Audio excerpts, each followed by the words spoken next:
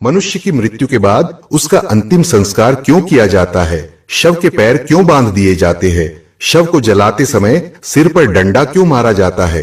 शव को नए कपड़े क्यों पहनाए जाते हैं? शव यात्रा में कौन सा मंत्र बोला जाता है?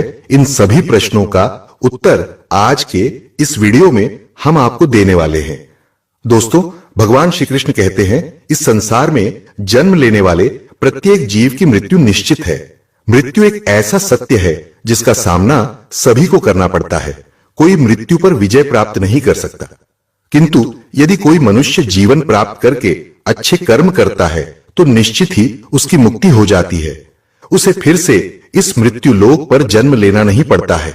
जो मनुष्य इस नश्वर संसार के मोह में पड़ जाता है वह बार बार मृत्यु लोक पर जन्म लेता रहता है।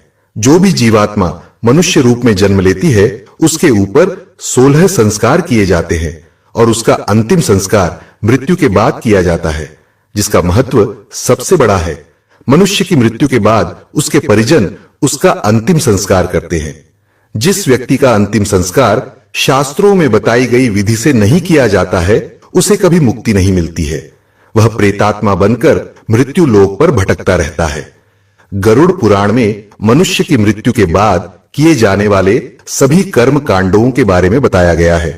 यह ज्ञान अत्यंत रहस्यमयी और महत्वपूर्ण है और इसे हर मनुष्य को अवश्य जानना चाहिए, क्योंकि यह न केवल आत्मा की मुक्ति का मार्ग प्रशस्त करता है बल्कि हमें यह भी सिखाता है कि अपने जीवन में क्या सही है और क्या गलत।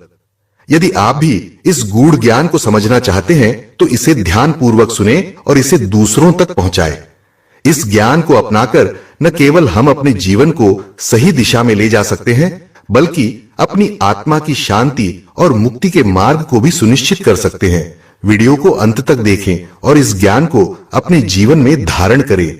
एक समय गरुड़ जी ने भगवान श्री कृष्ण से पूछा, हे उपेंद्र, कृपया यह बताइए कि जब मनुष्य की मृत्यु होती है तब उसके कल्याण के लिए क्या करना चाहिए?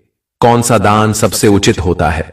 मृत्यु से लेकर श्मशान तक पहुंचने के बीच में कौन कौन सी विधियां करनी चाहिए? जब शरीर को चिता पर जलाया जाता है तो उसकी क्या विधि होती है? मृत्यु के बाद उस आत्मा को तुरंत दूसरी देह मिलती है या कुछ समय लगता है? यमलोक या संयमनी नगरी तक पहुंचने वाले के लिए साल भर कौन कौन सी क्रियाएं करनी चाहिए?